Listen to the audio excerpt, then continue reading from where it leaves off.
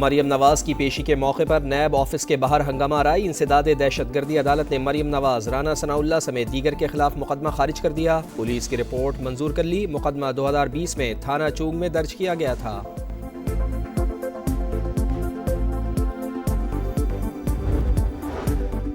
وزیر اعظم میاں شہباز شریف سے قطر کے وزیر تجارت شیخ فیصل بن ثانی کی ملاقات. دو طرفہ تجارت سرمایہ کاری کے تعاون کو بڑھانے کی اہمیت پر زور. شیخ فیصل بن ثانی کا پاکستان کے ساتھ اقتصادی روابط مزید مضبوط بنانے کا اعادہ.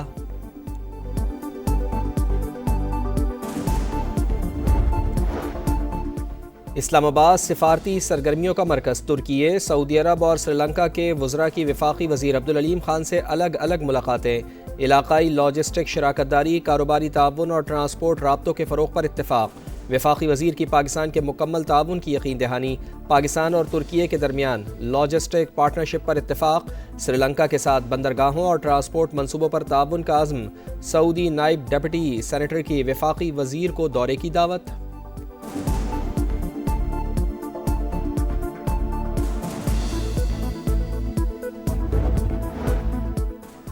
اسلام آباد میں ریجنل ٹرانسپورٹ منسٹرز کانفرنس کا دوسرا روز. وزیر اعظم میاں شہباز شریف کانفرنس سے خطاب کریں گے. دوسرے روز تکنیکی اور اسٹریٹجک تعاون کے موضوع پر توجہ مرکوز. روڈ سیفٹی، محفوظ سڑکیں اور محفوظ زندگیاں کے موضوع پر بات چیت ہوگی. سڑکوں کی بہتری اور حادثات میں کمی کے لیے اقدامات بھی ایجنڈے میں شامل.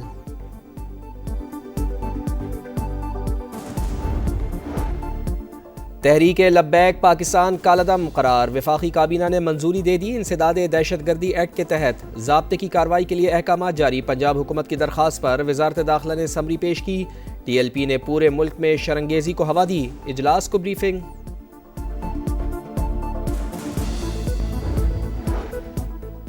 اسلام آباد ہائی کورٹ کے جسٹس طارق محمود جہانگیری کی ڈگری منسوخی کے خلاف درخواست. عدالت نے فریقین سے آئندہ سماعت پر جواب طلب کر لیا. درخواست میں جامعہ کراچی اور وفاقی حکومت کو فریق بنایا گیا.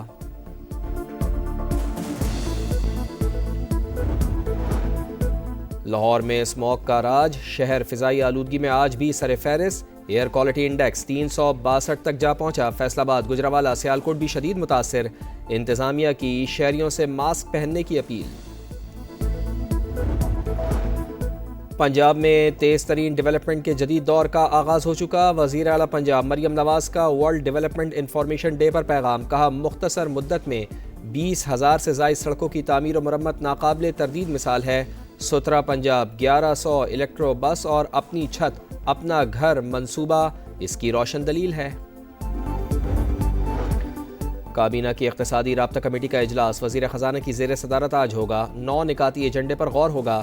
گاڑیوں کی درآمدی اسکیم کے طریقہ کار میں ترامیم کی منظوری دی جائے گی. ذاتی سامان، ٹرانسفر آف ریزیڈنس اور گفٹ اسکیم ایجنڈے کا حصہ.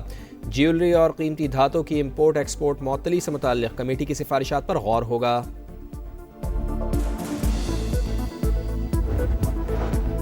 آزاد کشمیر کا 78واں یوم تاسیس. مظفر آباد میں پاکستان اور آزاد کشمیر کے ترانوں کی گونج. وزیر اعظم آزاد کشمیر چودھری انوار الحق نے پرچم کشائی کی. تقریب سے خطاب میں کہا فوج پاکستان نے اپنی جانوں کی قربانی دے کر اس خطے کی آزادی کی حفاظت کی.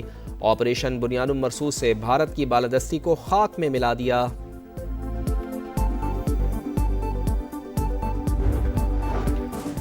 بھارت کی انتہا پسندانہ پالیسی بین الاقوامی امن کے لیے خطرہ. پاکستان نے اقوام متحدہ میں بھارت کا گھناؤنا چہرہ بے نقاب کر دیا.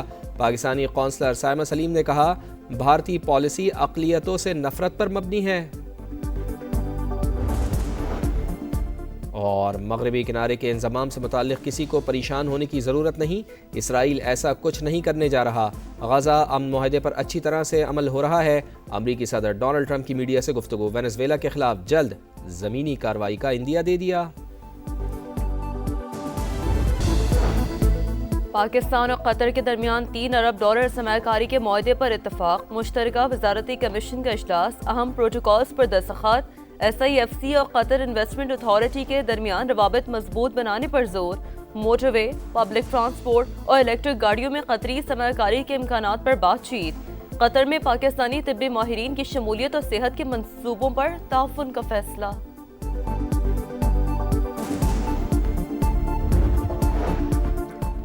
ریجنل ٹرانسپورٹ منسٹرز کانفرنس ملکوں کو جوڑے گی، عوام بھی خوشحال ہوں گے، مل کر مشترکہ خوشحالی کے نئے راستے کھول سکتے ہیں۔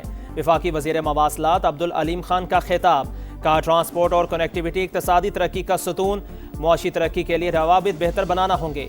پاکستان سی پیک کے ذریعے خطے کے دیگر ممالک کے ساتھ روابط بڑھا رہا ہے، ٹرانسپورٹ کے نظام کو جدید خطوط پر استوار کرنے کی پالیسی پر عمل پیرا ہے۔ موٹر ویز اور ہائی ویز کی تعمیر مواصلات سے متعلق حکومتی عزم کا مظہر قرار۔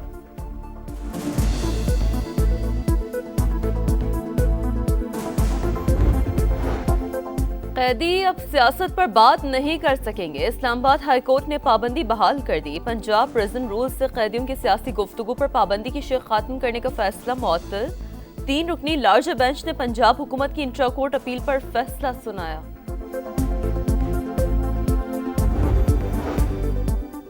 گندم اور آٹے کی ترسیل پر پابندی سے عوام شدید متاثر ہو رہے ہیں۔ محکمہ خوراک خیبر پختونخوا کا پنجاب حکومت کو خط لکھا، صوبے ایک دوسرے کی ضرورتیں پوری کرنے کے لیے آئینی طور پر پابند ہیں۔ پنجاب حکومت نے سندھ کے لیے گندم کے بیج کی فراہمی بند کر دی۔ پیپلز پارٹی کا احتجاج، وزیر اعظم سے مداخلت کر کے بیج فراہمی شروع کروانے کا مطالبہ۔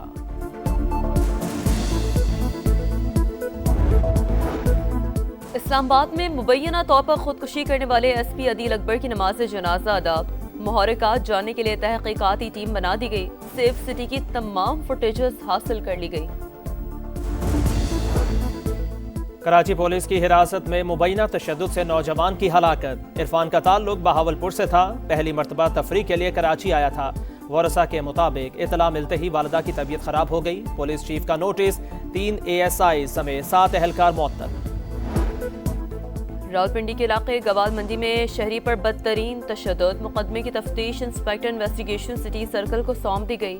گرفتار ملزمان کو آج انسدادی دہشت گردی عدالت میں پیش کیا جائے گا۔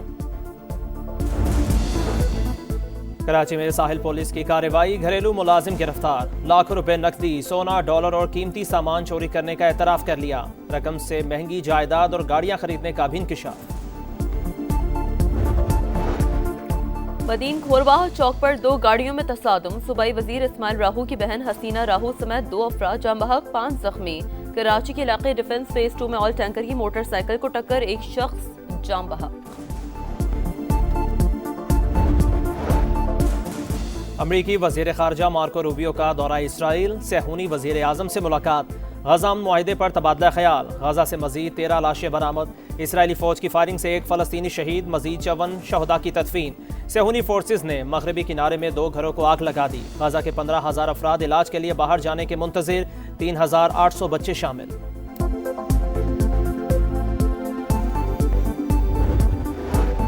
برطانوی وزیر اعظم کیئر سٹارمر کا شرپسندوں کے حملے کا نشانہ بننے والی مسجد کا دورہ، مسلم کمیونٹی کے تحفظ کے لیے 10 ملین پاؤنڈز کے اضافی سیکیورٹی فنڈ کا اعلان کر دیا۔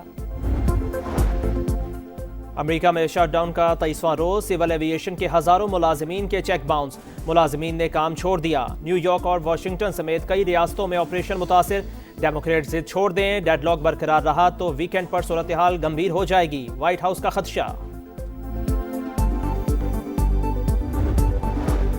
ملتان سلطانز کے اونر علی ترین نے پی سی بی کا لیگل نوٹس پھاڑ ڈالا۔ ویڈیو بیان میں کہا کہ انہیں فرنچائز معاہدہ ختم کرنے اور بلیک لسٹ کرنے کی دھمکی دی گئی۔ خاموش نہیں رہوں گا، مسائل کے حل کے لیے مل بیٹھنے کو تیار ہیں، آج تک کسی نے رابطہ ہی نہیں کیا، آپ چاہتے ہم بس آپ کی لائن کے پیچھے چلتے رہیں۔ اور پاکستان کا ورلڈ چیمپئنز کو ہرانے کا خواب چکنا چور، جنوبی افریقہ نے راولپنڈی میں فتح کا جھنڈا گاڑ دیا۔ شاہینوں کو دوسرے ٹیسٹ میں 8 وکٹوں سے شکست، پاکستان کی پوری ٹیم 138 رنز پر ڈھیر، بابر اعظم، محمد رضوان اور سلمان علی آغا بھی نہ چل سکے۔ ہارمر کے 6 شکار، پروٹیز نے 68 رنز کا ہدف 2 وکٹوں پر حاصل کر لیا۔ سیریز 1-1 سے برابر، آل راؤنڈ پرفارمنس پر مہاراج میچ اور متوسامی سیریز کے بہترین کھلاڑی قرار۔